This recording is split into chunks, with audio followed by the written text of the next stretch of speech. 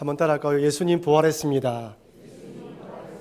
예수님 살아계십니다. 예수님 우리와 함께 하십니다. 여러분, 이 믿음으로 승리하시는 여러분과 제가 되길 바랍니다. 여러분, 책을 통해서 이론적으로 얻는 지식과 현장 경험을 통해 얻는 지식에는 큰 차이가 있습니다. 아무리 이론적으로 많이 알고 있다 할지라도 현장에서 실전에 사용하지 못하면 그 지식은 죽은 지식이지 아무런 소용이 없습니다. 축구를 관중 입장에서 보는 것과 선수 입장에서 운동장에서 뛰는 것은 다릅니다. 관중 입장에서 볼 때에는 답답할 때가 한두 번이 아닙니다. 결정적인 순간에 공을 딴 곳으로 차버린다든지 골키퍼 앞에 공을 줘서 득점을 하지 못하면 야유를 보내기도 하고 또한 고함을 지르기도 합니다. 하지만 막상 운동장에서 공을 차보면 마음대로 되지 않는다는 것을 쉽게 발견하게 됩니다. 뛰면서 그 동그란 공에 정확하게 발을 들이대어서 내가 원하는 방향으로 가게 한다는 것, 이 보통 힘든 일이 아닙니다. 그래서 기량이 뛰어난 선수들은 1년, 2년 연습해서 되는 것이 아니라 오랜 세월 동안 연습하고 훈련을 거듭하여 그런 훌륭한 선수가 된 것이죠. 여러분, 신앙도 마찬가지입니다. 예수님에 대한 믿음을 지식으로 가지는 것과 예수님에 대한 믿음을 내 개인적인 신앙 고백으로 가지는 것에는 하늘과 땅 차이가 있습니다. 예수님을 지식적으로 아는 사람은 어려움과 고난이 찾아올 때 그것을 돌파할 능력이 없습니다. 아니, 믿음으로 인내하면서 견디지 못하고 금방 넘어져 버리는 것이죠. 하지만 신앙을 삶에 적용시킨 신앙인들은 그 어떤 난관과 환난 속에서도 이겨내고 극복해냅니다. 어떠한 상황 속에서도 결코 흔들리지 않고 믿음 위에서 굳건하게 서 있는 것이죠. 이런 사람들에게 공통점이 무엇이냐면 삶의 간증거리가 풍부해요. 이런 신앙인들은 작은 것에서부터 신앙을 적용합니다. 요즘 인간관계가 복잡 다양하지 않습니까? 그 많은 인간관계 가운데 어떻게 나의 신앙을 적용시킬 것인지, 내가 벌은 이 물질을 어디에 사용하며 얼마만큼 헌금할 것인지 기도하면서 결정합니다. 어떤 일이든 문제를 두고 선택하고 결정할 때마다 하나님 앞에 엎드려 기도하면서 하나님의 뜻을 구하기 때문에 삶의 간증이 많은 것이죠. 그래서 저게 궁금한 점이 있었습니다. 그렇다면 이 사람들이 이렇게 믿음으로 살아갈 수 있도록 만드는 힘과 원동력은 무엇일까? 어떻게 해서 이런 믿음으로 살아갈 수 있을까? 한번 따라할까요? 그것은 바로 십자가와 부활입니다. 십자가와 부활에 대한 믿음이 확실한 것이죠. 예수님께서 나를 위해 십자가에 달려 내 죄를 용서해 주었다는 제 용서함의 확신과 예수님께서 부활하셨다시피 나도 죽더라도 부활한다는 이 부활의 믿음 안에서 믿음이 굳건하게 서 있는 것입니다. 우리가 존경하는 수많은 믿음의 선조들도 바로 이 십자가와 부활 신앙으로 이 믿음 가운데 확고하게 서 있었기에 순교까지 감당할 수 있었습니다. 여러분, 오늘은 부활절입니다. 사순절과 고난주간을 맞이하고 우리 부활절을 맞이하게 되었는데, 바라건대 이 부활절이 매년 맞는 기독교의 한 절기로 끝나는 것이 아니라 예수님이 부활하셨듯이 나도 부활한다는 이 믿음을 내 삶에 적용시켜 나의 신앙 고백으로 받아들여서 내 삶 가운데에 스며들어서 어떠한 상황 가운데서도 이 부활 신앙으로 승리하시는 여러분과 제가 되길 주의 이름으로 축원합니다. 그렇다면 정말 죽었던 예수님께서 다시 살아나셨을까요? 예수님의 부활이 역사적인 사실일까요? 그냥 예수님을 믿던 초대교회 공동체가 자신들의 신앙 고백으로 지어낸 이야기가 아닐까요? 아니, 죽은 사람이 어떻게 다시 살아날 수 있단 말입니까? 우리 간혹 해외 토픽이나 뉴스 시간에 죽었던 사람이 다시 살아났다는 이야기를 전해 듣기도 합니다. 하지만 예수님의 경우는 완전히 다릅니다. 예수님께서는 잠시 기절했거나 일시적으로 심장이 멈춘 게 아니에요. 완전히 돌아가셨습니다. 요한복음에서는 예수님의 죽음에 대해서 이렇게 기록하고 있습니다.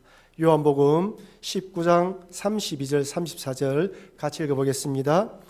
군인들이 가서 예수와 함께 못 박힌 첫째 사람과 또 그 다른 사람의 다리를 끊고 예수께 이르러서는 이미 죽으신 것을 보고 다리를 꺾지 아니하고 그 중 한 군인이 창으로 옆구리를 찌르니 곧 피와 물이 나오더라. 아멘. 예수님이 십자가에 달려 돌아가실 때 양편에 강도가 달려 있었습니다. 이들의 다리를 꺾었다는 것은 숨이 붙어 있기 때문에 다리를 꺾음으로 이렇게 질식사하여 죽도록 만드는 것이었습니다. 그런데 군병에 보니까 예수님께서는 이미 죽었어요. 이미 죽었기 때문에 한 번 더 확인 사살하기 위해서 옆구리로 창을 찔렀는데 물과 피가 흘러나왔습니다. 심장을 연구하는 의사들은 이때 나온 물은 심장을 둘러싸고 있는 액체이고 이때 나온 피는 심장이 파열하여 터져서 나온 피로 생각하고 있습니다. 여러분, 완전히 죽은 거예요. 완전히 죽은 사람이 살아날 수 있습니까? 잠시 기절한 것이 아닙니다. 완전히 죽은 것입니다. 그렇다면 예수님께서 이렇게 부활하셨다는 사실을 어떻게 알 수 있을까요? 두 가지 증거가 있습니다. 첫 번째는 예수님의 부활을 목격한 사람들이 너무 많다는 것입니다. 고린도전서 15장 3절에서 8절 말씀 제가 읽어드리겠습니다. 내가 받은 것을 먼저 너희에게 전하였노니 이는 성경대로 그리스도께서 우리 죄를 위하여 죽으시고 장사 지낸 바 되셨다가 성경대로 사흘 만에 다시 살아나사 게바에게 보이시고 후에 12 제자에게와 그 후에 500여 형제에게 일시에 보이셨나니 그 중에 지금까지 대다수는 살아있고 어떤 사람은 잠들었으며 그 후에 야고보에게 보이셨으며 그 후에 모든 사도에게와 맨 나중에 만삭되지 못하여 난자 같은 내게도 보이셨느니라. 아멘. 예수님의 제자를 포함하여 최소한 몇 명이 보았습니까? 512명 이상이 보았습니다. 더군다나 오늘 본문은 500명이 일시에 보았습니까? 각 개별적으로 예수님의 부활을 목격했습니까? 일시에 보았다고 성경 기록하고 있어요. 아마 이 500명 사람들은 예수님께서 부활했다는 소식을 듣고 이렇게 어떤 집회 장소에 모이는지도 모릅니다. 그때 예수님께서 호련히 등장하신 것이죠.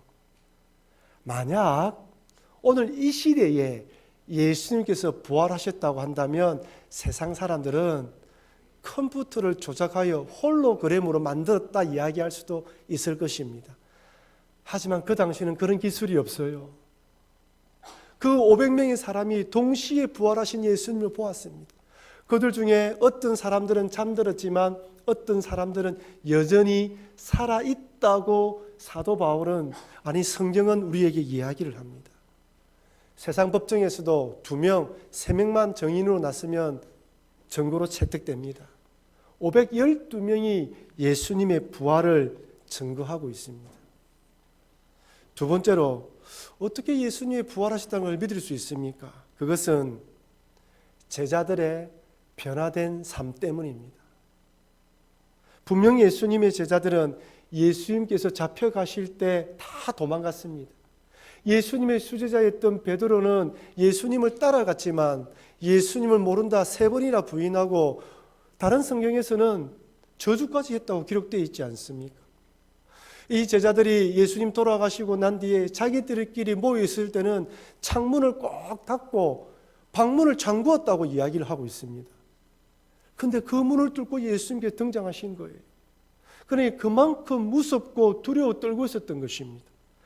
그런데 이 제자들이 예수님의 부활과 성천하심을 경험하고 오순절날 하나님의 영인 성령님이 임재하면서 완전히 다른 사람으로 변했습니다. 예수님을 십자가에 못 박아 죽인 종교 지도자들 앞에서 이렇게 당당하게 이야기합니다. 사도행전 4장 10절에서 13절 말씀, 우리 길지만 같이 한번 읽어보겠습니다. 너희와 모든 이스라엘 백성들아 알라. 너희가 십자가에 못 박고 하나님이 죽은 자 가운데서 살리신 나사렛 예수 그리스도의 이름으로 이 사람이 건강하게 되어 너희 앞에 섰느니라. 이 예수는 너희 건축자들의 버린 돌로서 집 모퉁이의 머릿돌이 되었느니라. 다른 이로서는 구원을 받을 수 없나니 천하 사람 중에 구원을 받을 만한 다른 이름을 우리에게 주신 일이 없음이라 하였더라. 그들이 베드로와 요한이 담대하게 말함을 보고 그들을 본래 학문 없는 범인으로 알았다가 이상히 여기며 또 전에 예수와 함께 있던 줄도 알고. 아멘. 어부 출신으로 겁이 많고 말도 제대로 하지 못하는 사람이었는데 어떻게 이렇게 당당하게 이야기하냐는 거예요. 사람이 완전히 달라졌다는 것입니다. 그들의 당당함에 깜짝 놀란 거예요. 그리고 제자들의 대부분이 예수 그리스도의 십자가의 죽음과 부활을 전하다가 다 순교했습니다. 그 어느 누구도 확신하지 않는 일에 목숨을 걸지 않습니다.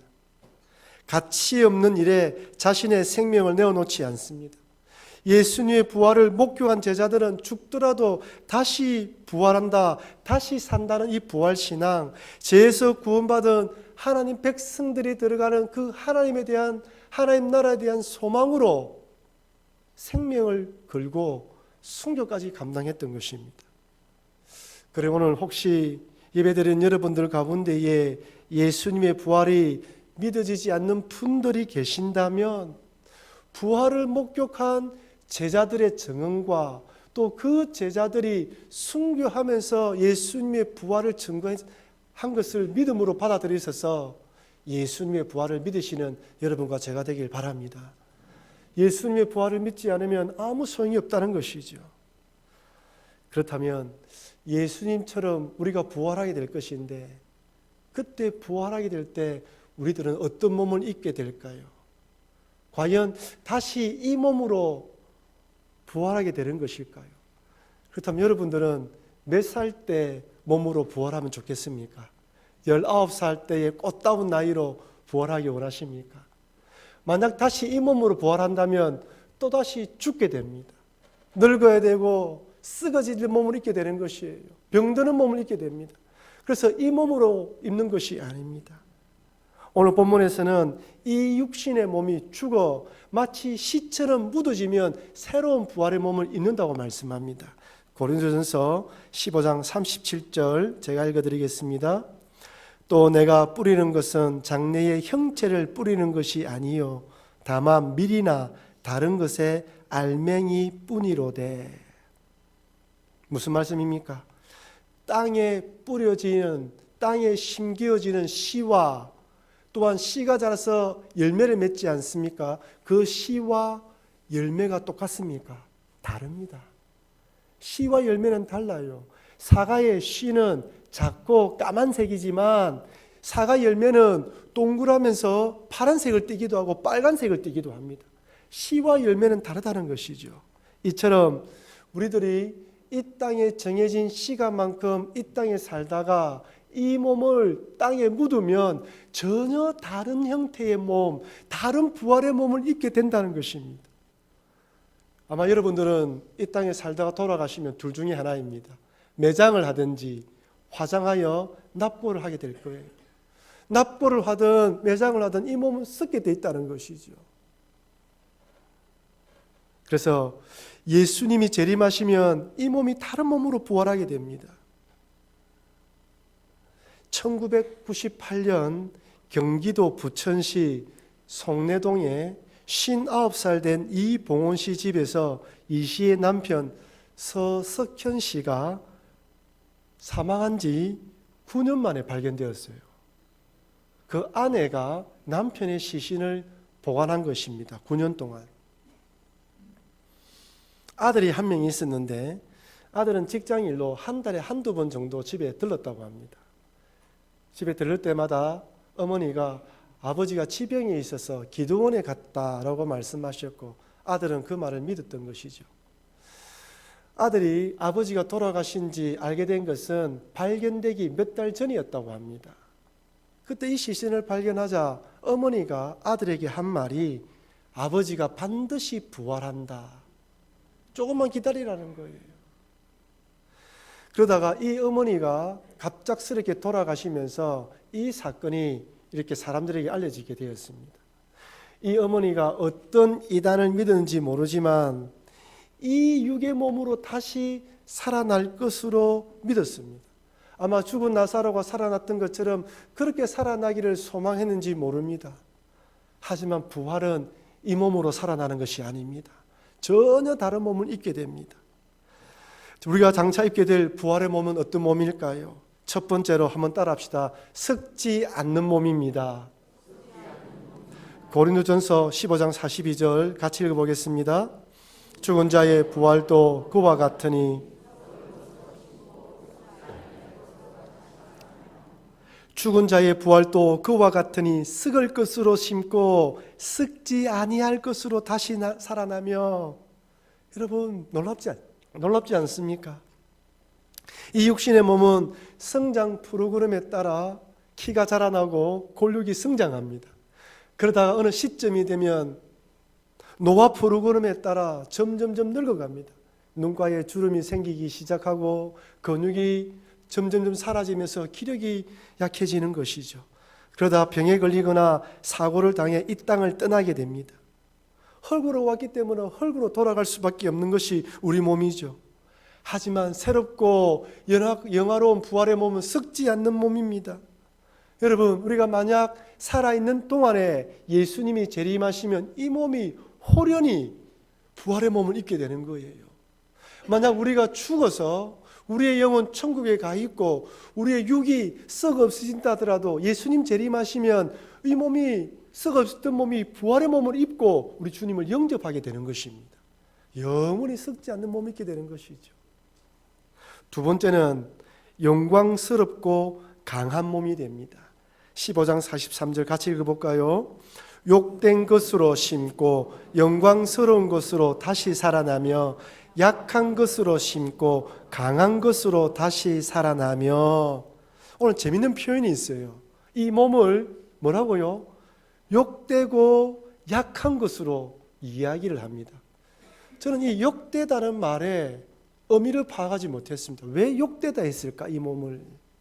이 욕되다는 이 헬라어는 아티미아인데 이 단어를 다른 한글 성경에서는 수치, 비천한 것으로 번역했고요. 현대 성경에서는 아예 풀어서 이렇게 설명했습니다. 병이 들거나 죽기 때문에 공경에 빠지게 하는 것. 병이 들고 죽기 때문에 욕되다는 거예요. 병이 들고 죽어서 썩 없어지기 때문에 수치스럽고 비천하다는 것이 성경의 이 육신을 바라보는 관점입니다. 약한 것으로 번역된 헬라어는 아스테니아인데 나약함을 뜻하는데 이 나약함이라는 뜻에는 두 가지 뜻이 있습니다. 첫 번째는 육체적으로 나약한 상태를 말합니다. 한마디로 질병으로 자유로울 수 없는 연약한 육체를 말하는 것이죠. 여러분, 저는 목사입니다. 목사이기 때문에 장례식장과 병원을 자주 갑니다. 여러분이 병원 가는 것보다 더 많이 병원에 가요. 중환자실도 가고 다양한 성도들을 만나게 됩니다. 이전에 건강하고 튼튼할 때와 병원에 입원해 있는 성도들을 보면요, 이 몰골이 말이 아니에요. 이전에 건강할 때 모습을 찾아볼 수가 없습니다. 그래서 때로는 화가 날 때가 있어요. 이런 모습이 아닌데 이렇게 병에 걸려서 이렇게 죄로 인해서 죽을 수밖에 없는 인생. 그래서 그 병에 대해서 꾸짖어 기도하는 것입니다. 나사렛 예수님의 명하니 떠나가라 기도하는 것이죠. 어떤 때는 생명 유지 장치와 다양한 링거들을 달고 말도 하지 못한 채 누워있는 성도들을 보면 가슴이 아파요. 흔히 암에 걸려서 생명이 얼마 남지 않으면 둘 중에 하나입니다. 온몸이 퉁퉁 붓든지 아니면 살이 쏙 빠져서 뼈밖에 남지 않습니다. 장애를 안고 태어나거나 사고로 장애를 입게 되면 어떻게 됩니까? 이제 더 이상 정상인처럼 살아갈 수 없습니다. 그렇다고 정상인처럼 살아가야지 행복하다고 말씀드리는 것은 아닙니다. 하지만 많은 불편함과 어려움을 겪기에 힘든 것이죠. 이처럼 언제든지 병에 걸리는 나약한 몸, 한 번 잘못되면 장애를 입고 살아가야 하는 나약하고 연약한 몸, 이 몸을 지금 우리가 입고 있습니다. 이런 의미로 나약하다는 뜻입니다. 두 번째 나약하다는 말은 도덕적으로 나약하다는 뜻입니다.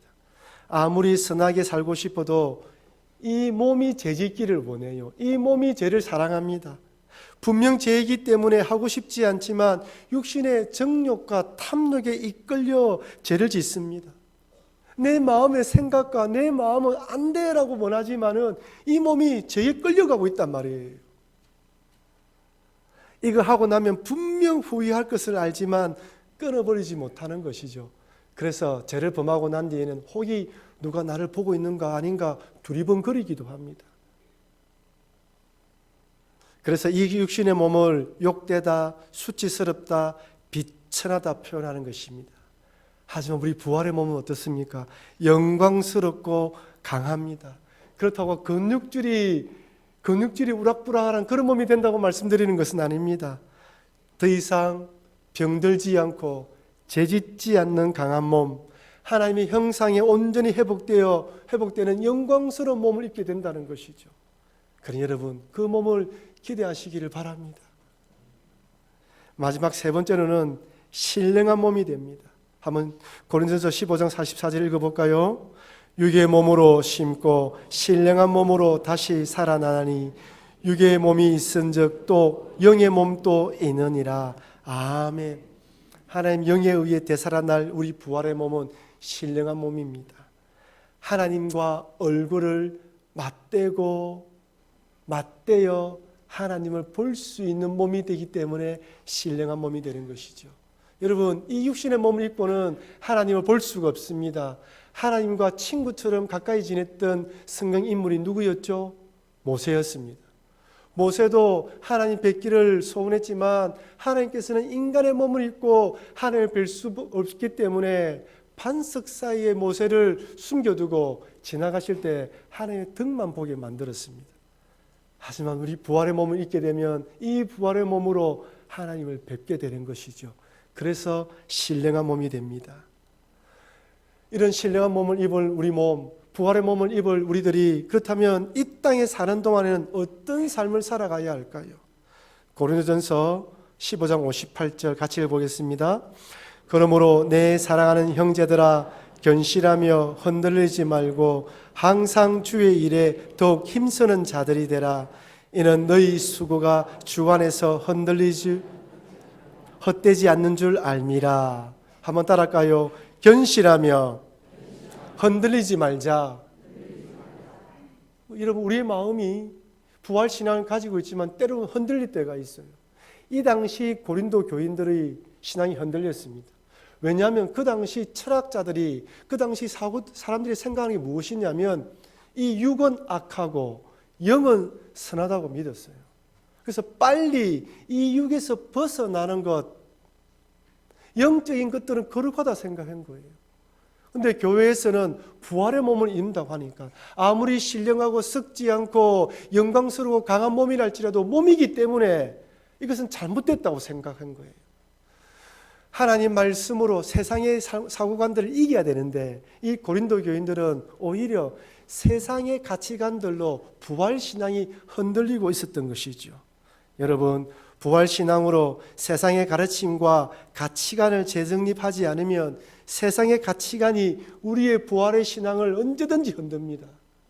이 세상은 철저하게 현재, 지금을 중요하게 생각하잖아요. 지금 좋은 것 보고, 지금 만난 것 먹고, 지금 하고 싶은 것을 하라고 이야기합니다.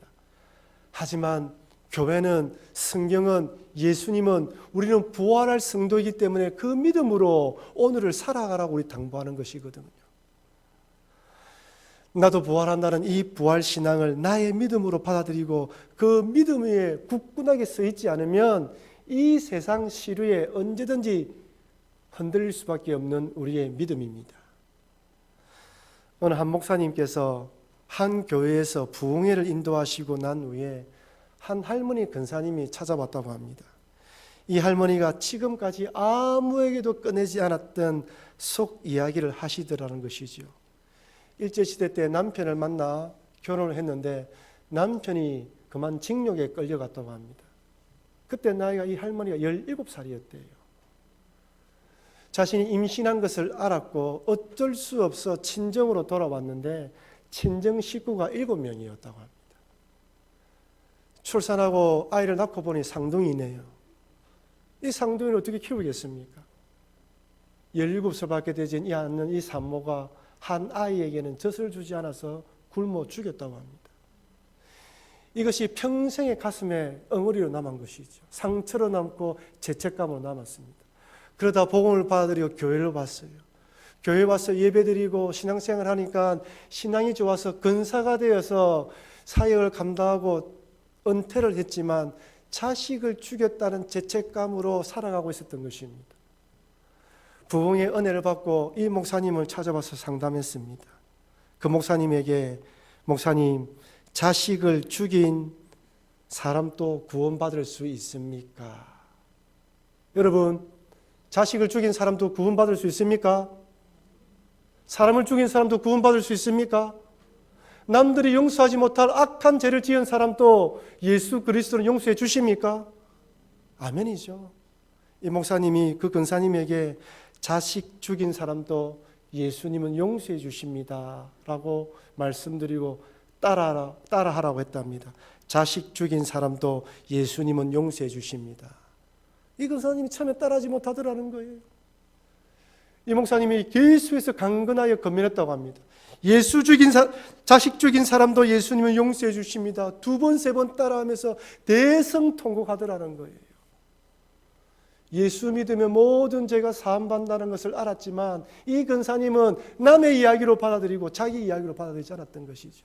평생을 교회 다녔지만 죄 용서함도 부활신앙도 가지지 않았습니다. 혹시 여러분들 중에 이런 분이 계시지 않습니까? 예수 그리스도가 나를 위하여 십자가에 달려 돌아가셨고 나를 위하여 부활했기 때문에 나도 부활한다는 이 믿음이 남의 이야기고 다른 사람의 이야기지 나의 신앙으로 받아들이지 못하고 있지는 않습니까?